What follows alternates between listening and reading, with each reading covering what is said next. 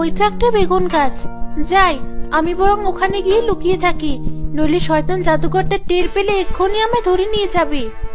পরি উড়ে উড়ে একটা বেগুন গাছের ফুলের ভেতর ঢুকে পড়ল। তখনই এক শয়তান জাদুকর সেখানে এলো। কোথায় কোথায় গেল পরীটা? না না, ওকে কিছুতেই হাতছাড়া করা যাবে না। একমাত্র ওকে ধরতে পারলেই আমার এতদিনের সাধনা পূর্ণ হবে। কিন্তু পরীটা গেল কোথায়? জাদুকর সেখান থেকে চলে গেল। তখনই মিলি নামের এক মেয়ে সেখানে এলো।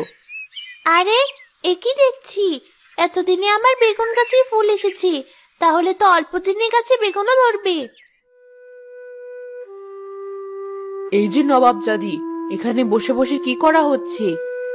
মামি, দেখো আমার বেগুন গাছে কি সুন্দর ফুল হয়েছে। আদিক থেতা দেখে বাঁচি না, যেমন মামা তার তেমন ভাগ্নি। আজই আমি গাছটা উপড়ে ফেলবো। না না মামি, তুমি গাছটা উপড়ে ফেলো না, কত শখ করে আমি গাছটা লাগিয়েছি। তুমি বলো আমায় কেন ডাকছিলে? বেলা তো অনেক হলো, একটু পরে তো আমার মেয়ে ঘুম থেকে উঠবে। ওর জন্য নাস্তা পানি কিছু বানিয়েছিস? একদম ভুলে গেছি, আমি এক্ষুনি যাচ্ছি মামি। ভুলে গেছিস তাই না? তোর বাপ মা তো মরে গিয়ে তোর কথা ভুলে গেছে, আর চাপিয়ে দিয়ে গেছে আমাদের ঘাড়ে। কই, আমরা তো ভুলতে পারছি না। মামি, লাগছে তো। লাগার জন্যই তো দিয়েছি, যত ব্যথা পাবে তত ভালো করে মাথায় ঢুকবে। আর হ্যাঁ, আরেকটা কথা, মামা এলেই তার কানে আবার আমার নামে বিষ ঢালিস না। না না মামি, এসব তুমি কি বলছো? আমি মামাকে কিচ্ছু বলবো না। কথাটা যেন মনে থাকে।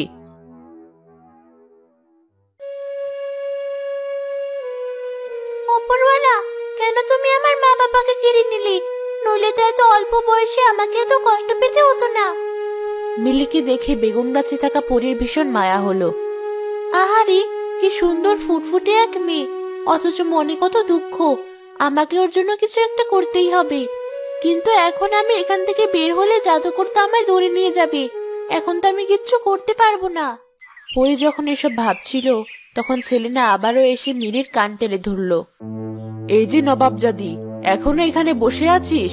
ঘরে বুঝি মন টেকে না? চল চল আমার সাথে। মামি আসতে ডাকছে তো।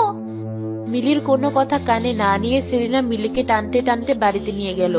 তখন মিলির মামা জালাল সেখানে এলো। কি, তুমি মেয়েটার কান টানছো কেন? মেয়েটা তো ব্যথা পাচ্ছে। না মানে, আমি তো আসলে। আমতা আমতা করছো কেন? ঠিক করে বলো কি হয়েছে। আরে মামা, মামি তো আমাকে আদর করে কান টেনে ধরেছে, তাই না মামি? হ্যাঁ হ্যাঁ, তাই তো। তুমি কি ভাবলে আমি তোমার ভাগ্নিকে মারছি? কি যে বলো না মামি, তুমি বলে আবার আমায় মারবে? না মানে। হয়েছে, তোমাকে আর বলতে হবে না। আজ তো মাসের 1 তারিখ। মিলির দাদু বাড়ি থেকে টাকা পাঠিয়েছে। হ্যাঁ, এই তো সেই টাকা। তোমার হাতে থাকলে তো তুমি আবার খরচ করে ফেলবে, তাই আমি বরং টাকাটা গুছিয়ে রাখি। হ্যাঁ মামি, তুমি রাখো।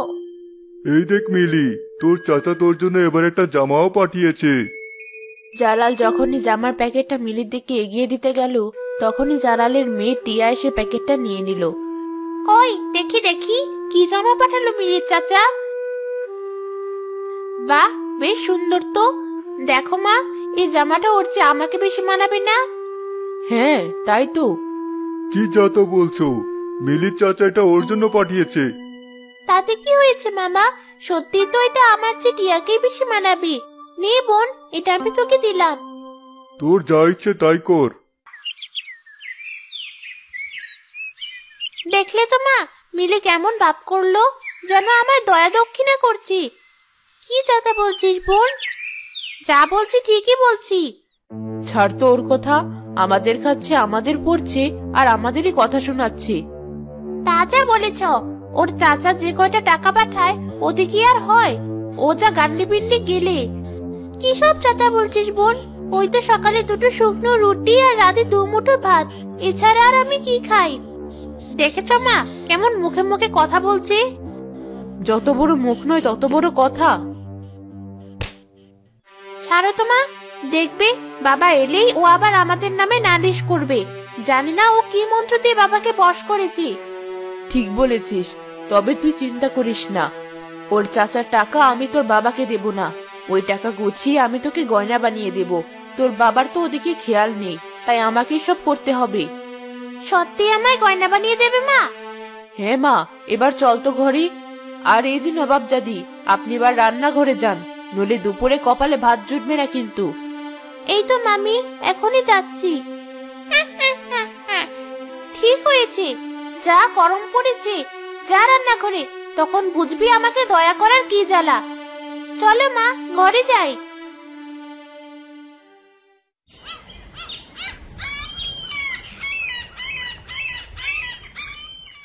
পরদিন সকাল হতেই মিলি আবারও মন খারাপ করে উঠোনে বেগুন গাছের সামনে গিয়ে বসলো।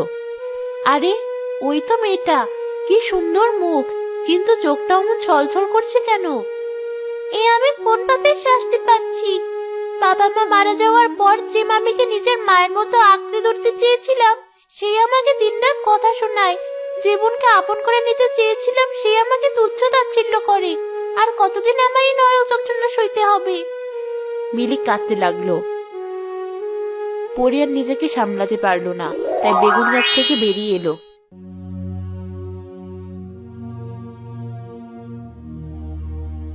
এ কি, এ আমি কি দেখছি? পরী? সত্যিকারের পরী? না না, আমি বোধহয় ভুল দেখছি। না মিলি, তুমি যা দেখছো তা একদম সত্যি। আমি সত্যিকারের পরী। কিন্তু তুমি এখানে এলে কি করে? আসলে এক শয়তান জাদুকরদের সাধনা সম্পূর্ণ করার লোভে আমাকে ধরতে চেয়েছিল। তার থেকে বাঁচতেই আমি তোমার বেগুন গাছে ঢুকে পড়েছিলাম। সে কি, তাহলে তুমি বেরিয়ে এলে কেন? ওই জাদুকর যদি আবার চলে আসে? না মিলি, ও আর আসবে না, কারণ আমাবস্যা রাত পেরিয়ে গেছে। ওর শক্তি আর আমার উপরে কাজ করবে না। ও আচ্ছা, তাহলে তুমি এবার নিজের ঘরে ফিরে যাও। ফিরে তো আমি যাবই, তবে তার আগে তোমার মামি আর মামাতো বোনকে শিক্ষা দিয়ে তবেই যাব। আমার মামি আর মামাতো বোনের কথা তুমি কি করে জানলে? তুমি যখন বেগুন গাছটার কাছে বসে কাঁদছিলে, আমি তখন সব শুনেছি, তাই তো ঠিক করেছি ওদেরকে আমি শিক্ষা দেবই দেব। না না, তুমি ওদের কোনো ক্ষতি করো না। শত হলে ওরাই তো আমার আপনজন। না মিলি, তুমি ওদেরকে আপনজন ভাবলে ওরা তোমাকে মোটেও আপনজন ভাবে না। তবুও দয়া করে তুমি ওদের কোনো ক্ষতি করো না। মিলি আর পরি যখন কথা বলছিল, তখনই সেলিনা সেখানে আসলো। সেলিনার গলা শুনে পরি আবারও বেগুন গাছের ভেতরে লুকিয়ে গেল। এই যে নবাবজাদি, সকাল সকাল কার সাথে এত কথা বলা হচ্ছে? ওই মামি, কেউ তো নেই। বললেই হলো। তা তোর মরা মা এসেছিল নাকি? সত্যি করে বল কে এসেছিল, নইলে কিন্তু এখনই চুলের মুঠি ধরে ছিঁড়ে দেব। সেলিনা যখনই মিলির চুলে হাত দিল, সাথে সাথে পরি তার জাদু শক্তি দিয়ে তার হাতটা ভেঙে দিল। ওরে বাবা, মরে গেলাম, হাতটা বুঝি ভেঙে গেল। কি হয়েছে মা, তুমি এমন চেঁচাচ্ছ কেন? এই নবাবজাদের চুলে হাত দিতেই আমার হাতটা কেমন ভেঙে গেল। কি, ওর এত বড় সাহস? তোমার হাত ভেঙে দিয়েছি? দাঁড়াও, আজ ওকে আমি দেখাচ্ছি মজা। খবরদার টিয়া, খবরদার আমার গায়ে হাত তুলবি না, নইলে কিন্তু। কি বললি তুই? দেখেছ মা, আমাকে কেমন শাসাচ্ছি? যত বড় মুখ নয় তত বড় কথা। আমি তোর ভালোর জন্যই বলছি টিয়া, আমার গায়ে হাত তুলিস না। কেন, কি করবি তোর গায়ে হাত তুললে? এই তো তোর গায়ে হাত তুলছি, দেখি কি করিস।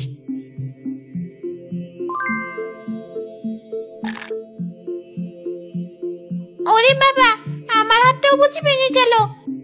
মা, এমনি নির্ঘাত জাদু জানি, ব্যথায় মরে গেলাম। আমি তো তোকে নিষেধ করলাম, কিন্তু তুই তো আমার কথা শুনলি না। দেখি হাতটা। খবরদার মিলি, আমার হাতে হাত দিবি না, বলা তো যায় না, আমাকে তুই মেরেও ফেলতে পারিস। কি হয়েছে মিলি? সকাল সকালে তো চিৎকার চেঁচামেচি কিসের? ওই তো মিলির মামা এসেছে, আজকে তাকে সত্যিটা জানাতেই হবে। ওই যে ভাগ্নি দরদি মামা চলে এসেছে। কি আর হবে, আমরা তোমার ভাগ্নিকে মারছিলাম, উল্টো আমাদেরই হাত ভেঙে গেছে। এ কি, আমি এমন সত্যি কথা বলছি কি করে? কি বললে তুমি? মারবো না তো কি করব?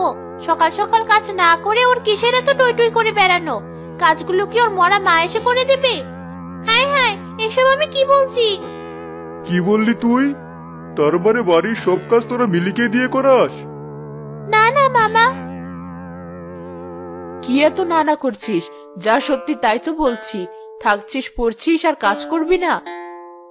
সেলিনা নিজের মুখ চেপে ধরলো, কিন্তু তবুও যেন সত্যি কথা তার মুখ দিয়ে বেরিয়ে আসতে চাইছিল।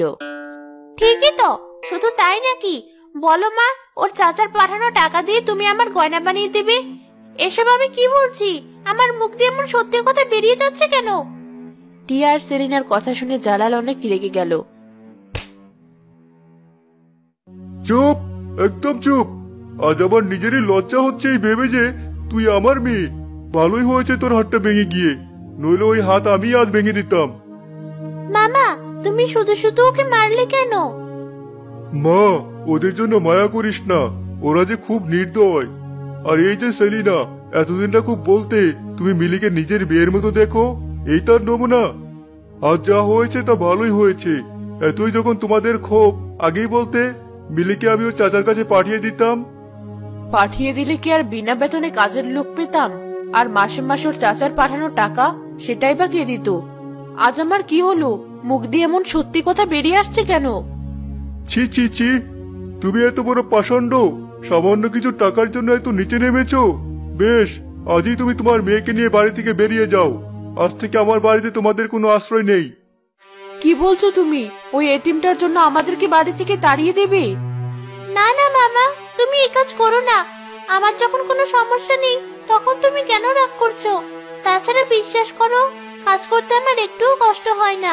দয়া করে তুমি আমার জন্য মামিদেরকে তাড়িয়ে দিও না, আমি বরং চলে যাচ্ছি। দেখলে তো, যে মেয়েকে তোমরা এতদিন এত কষ্ট দিয়েছো, আর সে তোমাদের জন্য আমার কাছে ভিক্ষা চাইছে। মিলি ও জালালের কথা শুনে সেলিনা ও টিয়া নিজেদের ভুল বুঝতে পারলো। আমায় তুমি ক্ষমা করে দাও। টাকা আর ক্ষমতার লোভে আমার হিতাহিত জ্ঞান ছিল না। দয়া করে তুমি আমায় তাড়িয়ে দিও না। হ্যাঁ বাবা, আমিও নিজের ভুল বুঝতে পেরেছি। দয়া করে আমাদেরকে তাড়িয়ে দিও না। আমার কাছে না, ক্ষমা যদি চাইতেই হয় মিলির কাছে চাও। একমাত্র ও চাইলে তোমরা এই বাড়িতে আশ্রয় পাবে। আমায় তুই ক্ষমা করে দে মা। না বুঝে আমি তোর উপর অনেক অন্যায় করেছি, কিন্তু আর না। আজ থেকে তুই আমার বড় মেয়ে, আর টিয়া ছোট। ছি ছি মামি, আমার কাছে ক্ষমা চেয়ে আমায় তুমি লজ্জা দিও না। মা মরে যাওয়ার পর তোমাকে তো আমি মা ভেবেছি। হ্যাঁ বড় আপু, আমাকেও তুই ক্ষমা করে দে। বড় আপুর কাছে ক্ষমা চাইতে আছি নাকি? সাথে সাথে সেলিনা ও টিয়ার ভাঙা হাত ঠিক হয়ে গেল। একই, আমার হাত ঠিক হয়ে গেছে। আরে তাই তো, আমার হাত দুটো ঠিক হয়ে গেছে। বুঝেছি, যা হয়েছিল তা হয়তো ওপরওয়ালারই কোনো নির্দেশ। সেলিনা মিলিকে জড়িয়ে ধরলো। আমার সব কাজ শেষ, এবার আমায় ফিরে যেতে হবে পরী রাজ্যে। পরী বেগুন গাছ থেকে বেরিয়ে আকাশে উড়ে গেল, আর মিলিও দূর থেকে এটা দেখে পরীকে মনে মনে ধন্যবাদ জানালো।